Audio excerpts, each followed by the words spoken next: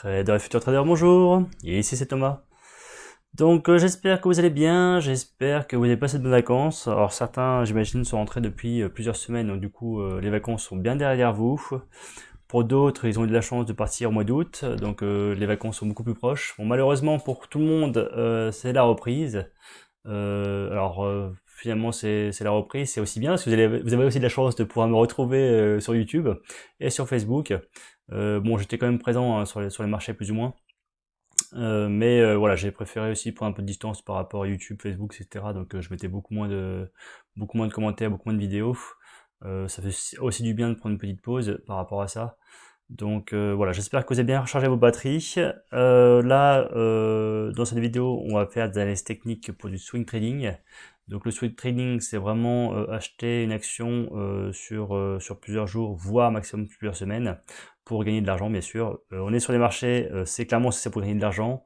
Voilà, faut dire clairement les choses. Donc on va commencer par l'action DBT dont on a parlé il y a déjà un certain temps. Avant de commencer, je vais quand même vous rappeler que tout ce que je vais dire aujourd'hui dans cette vidéo n'est pas un conseil d'achat ni de vente, c'est vraiment à titre informatif et pédagogique. Je ne connais rien de vous, je ne connais rien de votre patrimoine, donc c'est vraiment à vous de prendre vos propres décisions. Donc l'action DBT dont on a parlé il y a déjà un bout de temps, vous voyez on avait parlé à ce niveau-là quand les volumes énormes étaient arrivés. Bon, depuis il y a eu une énorme consolidation, énorme construction qui s'est faite ici, qui n'a absolument pas cassé par le haut mais qui a cassé plutôt par le bas. Si je vous en parle aujourd'hui, pourquoi? C'est très simple. Vous voyez clairement qu'on arrive sur les plus bas de la dernière fois. Et là, on est en train de faire vraiment une construction très serrée des cours. Alors attention, je ne dis pas que ça va casser forcément par le haut, hein, mais voilà, pourquoi pas prendre l'achat sur la cassure de cette construction avec, je pense, un objectif de gain assez important. Vous voyez que la dernière fois, quand on atteint les plus bas ici, on est monté jusque là. On a fait combien de pourcentage? On a fait presque du 500%. Donc là, je ne sais pas du tout si la même chose va se reproduire. Mais dans tous les cas, on est vraiment sur un point bas. Les cours ne font plus rien du tout. Clairement, il ne se passe plus rien. Quand il ne se passe plus rien comme ça, c'est clairement que le marché est attentiste. Et clairement, quand ça va prendre sa décision, savoir s'il va casser par le bas ou vers le haut, voilà, ça risque de partir très fort. Donc vraiment, je pense qu'il faut vraiment surveiller cette action, donc l'action DBT. Je vous rappelle que le nom de l'action est affiché en haut à gauche. Donc ici, vers le milieu gauche, on va dire l'action DBT, donc c'est le nom de l'action. Et ici, complètement à gauche, vous avez le ticker. Voilà, on va passer sur l'action suivante. Donc là, l'action Clarsen. Donc chaque bougie aussi correspond à un jour de cotation. Alors si je vous parle de l'action Clarsen, c'est tout simplement qu'elle construit ici une belle petite construction. Vous voyez une espèce de tasse avec une anse, vous appelez ça comme vous voulez. On vient de casser avec volume la résistance qu'on a tracée vers les zones des 2,73 €. Voilà, donc pourquoi pas effectivement prendre à l'achat ici avec un stop loss sous le dernier creux et voilà, suivre le trade à la hausse. Donc je sais pas aujourd'hui s'il est trop tard pour entrer en position, je sais pas si alors les graphiques vous montrent les graphiques de vendredi. Je fais la vidéo le lundi 30 août, donc vous voyez, j'ai pas les données d'aujourd'hui. Voilà, l'action Clarsen avait une bonne configuration ici, il y avait un bon point d'entrée ici à faire, pardon. Alors effectivement, vous avez pu voir que dans le passé, hein, il y a eu d'autres constructions. Petite construction à la hausse, point d'achat ici. Ici, petite construction, hop, point d'achat ici, hop, et vous suivez la hausse. Voilà, clairement, effectivement, la construction est beaucoup plus longue ici. Ce qui devrait, comme ça a construit plus longtemps, si l'action part vraiment vers le nord, du coup, partir beaucoup plus haut, parce que je pense qu'on casserait du coup les plus hauts ici et ici, et on partirait vers plus haut. Mais là, clairement, je ne suis pas devin, c'est par rapport à mon expérience et par rapport à la longueur de la construction qui me fait dire ça. Voilà, donc l'action Clarsen, action aussi intéressante. Donc l'action Lacroix Group maintenant, Lacroix Group. Pourquoi je vous en parle? Bah, clairement, configuration haussière certaine. Voilà, là il y a eu une belle construction, hop, ça a explosé à la hausse, la construction. Alors là, on est plutôt sur un point bas, contrairement ici, finalement on était sur on va dire sur du haut, avec une construction bien à plat.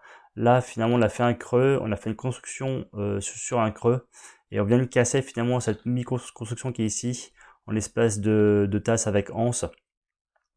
Voilà, après, peut-être que ceux qui n'aiment pas trop forcément acheter sur des creux, moi, ce qui m'a aussi fait dire que l'action était intéressante, je sais pas si vous utilisez un peu les retracements de Fibonacci. Vous voyez, si on prend la hausse ici, voilà, on vient de rebondir en fait sur la zone des 61 euros, des 61,8% de Fibonacci. Moi, c'est vraiment deux zones qui m'intéressent, c'est les 50% et les 61,8. D'ailleurs, je privilégie souvent les 61,8. Donc là, on a rebondi dessus, on a fait une petite construction et on a l'air de repartir vers le nord. La tendance globale dernièrement est plutôt très haussière. Donc voilà, pourquoi pas action, je la crois groupe qui pourrait être intéressante. Action suivante, Medincell. Hop, je vais effacer ce truc-là. L'action Medincell, pourquoi intéressante? Bah écoutez, comme l'action DBT, en fait, on est en train de construire une base très très très serrée. Après, ça se trouve, on va aller chercher cette zone des 7,80€, c'est possible. En l'occurrence, pour l'instant, il y a une belle petite construction. Si on était amené à casser la résistance, qui est la résistance vers les 9,07€, 9,66€, voilà, on pourrait très bien repartir vers le nord pour l'action Medincell. Et l'action Medincell, effectivement, qu'on pourrait se baser comme premier objectif, finalement, les plus hauts d'ici et ici. On aurait éventuellement une espèce de tasse avec une anse. Et effectivement, on aurait une ligne de coup qui serait tracée. Alors, je vous la fais grosso modo. Voilà. Donc, je pense que si on casse ici, on ira atteindre comme objectif la zone des 16€. Donc voilà, action aussi qui pourrait être intéressante pour certains. Je vous rappelle avant de continuer que il y a une page Facebook, je parle d'autres actions, donc le lien est sous la vidéo, n'hésitez pas à vous y inscrire aussi, ça vous permettra de découvrir d'autres actions. N'hésitez pas aussi tout simplement à liker la vidéo si elle vous plaît. Voilà, j'essaie de vous donner des informations et des actions qui moi me semblent intéressantes. Voilà, après à vous de voir celles qui pourraient vous convenir. Mais voilà, je vous explique aussi rapidement aussi mon style de trading. Je rentre pas forcément dans le détail sur mon style de trading, mais je pense que vous avez quand même pas mal de contenu intéressant dans ces vidéos. Donc n'hésitez pas à liker. L'action Navia, l'action suivante. Donc, bon, pour moi, alors, il y avait vous voyez qu'il y avait une zone basse ici. Les cours ont été très serrés, ont bien travaillé. Ça a explosé avec les volumes à la hausse. Bon, pour moi, clairement, il ne faut pas rentrer en position parce que vous voyez qu'il y a une droite oblique qui sert de résistance. Il y a eu déjà 1, 2, 3 points. Là, on serait sur le quatrième point. Donc, par contre, effectivement, on voit qu'on fait une petite consolidation à ce niveau-là. Donc il est fort possible que du coup, une fois qu'on aura cassé cette petite construction qui est ici, hop, je cherche, voilà, cette petite construction, il est fort possible que quand on casse là, du coup on va casser la petite construction et en même temps on va casser la droite oblique ici. Donc il est fort possible qu'on parte vers des plus hauts. Comme premier objectif, la zone des 3,80€, le deuxième objectif, la zone des 4,60€, et puis après voilà, on verra la suite des événements. Et pour l'instant, voilà ce qui pourrait se faire sur l'action Navia. Carbios, action dont on a parlé déjà bien dans le passé. Vous voyez la belle hausse qu'il y a eu. Depuis, bah, vous voyez qu'il y a une énorme construction. Limite, cette construction, on la voit plutôt bien en hebdomadaire. Donc là, je vous mets les bougies en hebdomadaire. Vous voyez qu'on fait une belle petite construction, que ici, les cours commencent vraiment à se resserrer. Vous voyez, je peux très bien faire hop, une zone ici. Vous voyez que les cours ici sont très resserrés. Donc on a affaire à une tasse avec une anse bien serrée. Je pense que quand on cassera la zone des 45€, voilà, on devrait repartir vers le nord sur l'action Carbios. Donc là, il faut tout simplement être patient. Il faut être patient, la surveiller et une fois qu'elle casse à la hausse, la zone. Alors quand je dis zone de 45€, hein, c'est pas forcément une zone précise. Ça peut être entre 45 et 47€, bien sûr, parce que vous voyez par exemple ici, on est à 47€. On a eu une fausse cassure, on est revenu. Voilà. Donc du coup, quand je vous parle de zone de 45€, c'est bien des zones, hein, c'est pas un prix précis. Voilà. Bon, par contre, effectivement, les courses deviennent très serrées. On est en train de faire un espèce de range à ces niveaux-là. Donc, il est fort possible que finalement, il faille vraiment surveiller par rapport à ces plus hauts ici, et finalement pas prendre en compte ce haut-là. C'est vraiment les derniers plus hauts les derniers hauts ici qui vont vraiment, pour moi, faire la zone de résistance. Allez, dernière action avant de vous souhaiter une bonne journée. Donc l'action Osimino. Alors l'action Osimino, il est clairement trop tard pour entrer en position. C'est aussi pour vous montrer un peu comment on peut trader. Là encore sur un point bas, il y avait un point intéressant sur un point bas. Vous voyez qu'on avait un support oblique ascendant. qui a joué son rôle à plusieurs reprises. Donc là, il y a une belle petite zone, on était bien dessus, les cours étaient bien serrés. On a fini par casser à la hausse, donc il y avait un point d'entrée finalement vers la zone des 9 €, 9,40 €. Là, effectivement, on a eu une petite zone de ralentissement qui était due finalement à la grosse zone finalement qui a été travaillée ici. Là, on arrive à nouveau sur la grosse zone ici. Il est fort possible que les cours finalement retravaillent un peu cette zone avant de partir vers le nord. Donc voilà, action. Alors du coup, je pense pas que demain ni après-demain on puisse rentrer en position, mais voilà, il faut vraiment attendre la zone de cassure des zones des 11-12 €. Voilà, ça nous indiquerait que l'action qu'on veut continuer à monter. Mais par contre, effectivement, il y avait un point d'entrée plus bas, hein, bien sûr. Mais là, clairement, vu qu'on est sur une zone de résistance, il faut attendre de voir ce qui se passe. Ce serait bien qu'il y ait une petite zone de construction, de consolidation à ces niveaux-là, avant de pouvoir rentrer en position. Donc nous voici sur les nouvelles actions. En fait, en privé, on m'a posé des questions sur des actions qui étaient un peu plus importantes, plutôt des grosses capitalisations. Donc je profite de cette vidéo pour les rajouter. D'ailleurs, je pense que dans l'avenir, j'essaierai d'insérer dans mes vidéos des actions un peu plus importantes en termes de capi. Peut-être j'essaierai de prendre les actions du SBF 250. Alors pour information, les actions du SBF 250, en gros, ça correspond aux 250 plus grosses entreprises françaises. Vous voyez par exemple le CAC 40, c'est les 40 plus grosses. Le SBF 120, c'est les 120 plus grosses. Et le SBF 250, c'est les 250 plus grosses. Voilà, pour résumer en gros rapidement. Donc là, du coup, on est sur l'action Air Liquide. On m'a demandé si c'était intéressant de rentrer en position sur Air Liquide. Alors pour information, je vais vraiment prendre du recul sur Air Liquide. Vous voyez que clairement hein, c'est une action de bon père de famille, ça ne fait que monter, que monter, que monter, que monter, que monter. Ça ne fait que ça. Clairement, pour moi, c'est une action qui est plutôt à prendre. Voilà, c'est sur du long terme. Vous n'allez pas pouvoir faire de très gros coups, on va dire, en swing trading. Quoique, hein, après, peu importe. Mais on peut très bien faire du swing trading sur des grosses capis, il n'y a pas de problème là-dessus. Mais alors du coup, moi, ma stratégie sur les actions comme Air Liquide et autres, c'est plutôt prendre sur les points bas. Vous voyez, essayer de prendre, alors, si je vous fais des petits ronds, allez vite fait, ça serait de prendre sur des zones comme ceci, vous voyez. C'est un peu ça. Bon après, effectivement, là, vous voyez que j'ai pris que 3 actions, enfin j'ai fait que 3 achats, alors que finalement, il y a eu 20 ans de passé. Ouais, mais c'est vraiment pour vous montrer qu'en gros, c'est vraiment sur les creux que je préfère prendre les actions sur du long terme comme ceci. Bien sûr, si j'achète du Air Liquide, j'ai pas forcément qu'acheter que dans les gros creux comme ça. Je peux aussi en acheter quand ça a baissé et un peu moindre que ça. Bon, peu importe. Voilà, c'était juste pour vous parler d'une stratégie différente, plutôt sur du long terme. On va juste se rapprocher sur Air Liquide. Hop, on va juste tracer. Vous voyez qu'il y avait vraiment clairement ici. Donc là, chaque bougie correspond à une semaine de cotation maintenant. Vous voyez qu'il y avait ici, il y avait une grosse zone qui avait été travaillée. On vient de casser à la hausse. Alors vous voyez, peu importe où on trace cette zone-là, dans tous les cas, on l'a fini par la casser. On vient de la casser et là on est en train de construire une petite construction ici. Donc je vais encore me rapprocher et me mettre en données journalières. Donc vous voyez la construction que je parle, elle est ici. Donc clairement maintenant il faut tracer à nouveau une zone de résistance qui est ici. Donc si effectivement là on est amené à faire un creux et qu'on cassait à la hausse ici, on pourrait très bien prendre à l'achat sur la zone des 152 €, on va dire, sur Air Liquide, avec un stop loss sous le creux ici, donc qui serait sur la zone des 148 €. Donc c'est vraiment si vous voulez faire du swing trading par rapport à cette action. Encore une fois, je préfère prendre l'action sur les creux. Vous voyez comme un creux ici, parce que l'action sur long terme, Air Liquide, voilà, ça fait que monter. Alors effectivement, vous avez aussi des gros creux, comme ici le gros creux qui est ici, tout simplement c'est le gros creux qu'on a eu pour toutes les actions.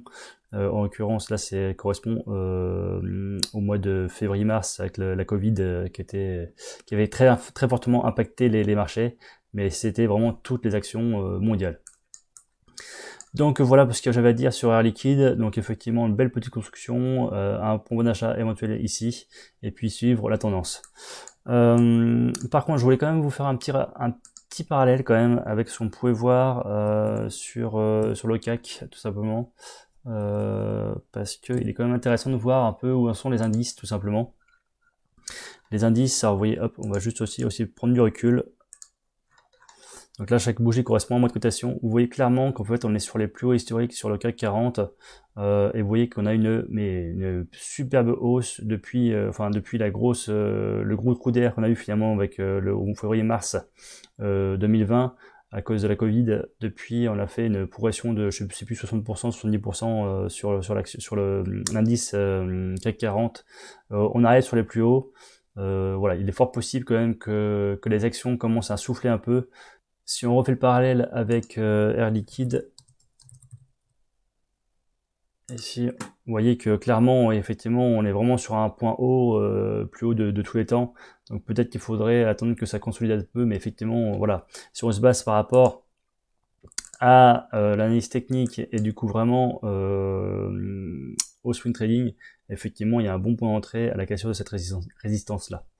Donc voilà, vraiment à vous de voir ce que vous voulez faire, mais clairement, il faut quand même prendre conscience qu'on est quand même sur des plus hauts, et il y a un moment donné où il faudra quand même souffler. Donc voilà pour Air Liquide. Donc vraiment un petit, je voulais quand même appuyer sur le fait que les marchés étaient très hauts. Je vais peut-être revenir sur les autres indices. Ça pourrait quand même vous éclaircir les choses. On a vu on a vu le CAC, excusez-moi. On va aussi se baser par rapport, vous voyez, sur le DAX. Vous voyez clairement, hop, je vais prendre aussi de recul. Vous voyez clairement que sur le DAX c'est pareil, hein. On est vraiment sur les plus hauts historiques. Vous voyez la hausse qu'il y a eu.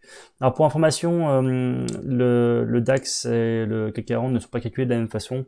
On pourrait dire que finalement qu'on vient seulement d'atteindre les plus hauts historiques sur le CAC, alors que finalement on les a explosés sur le DAX.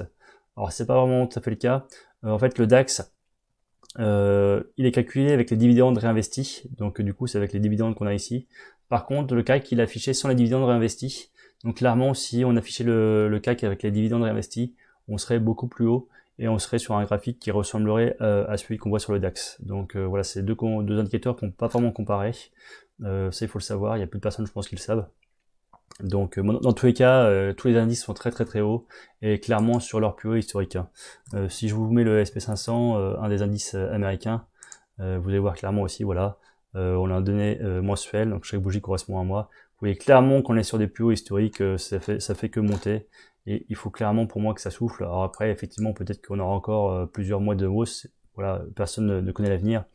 Mais il y a un moment donné, il faut quand même des bougies rouges pour voilà, que le marché souffle. Donc attention à ça hein, dans votre trading. Donc l'action suivante dont on avait parlé, c'était l'action Renault. Donc là d'ailleurs c'est très bien, on est en données mensuelles. Ça permet de revoir un peu les tracés que j'avais tracés dans le passé. Bon, j'avais tracé une zone effectivement vers la zone rouge avec une zone importante.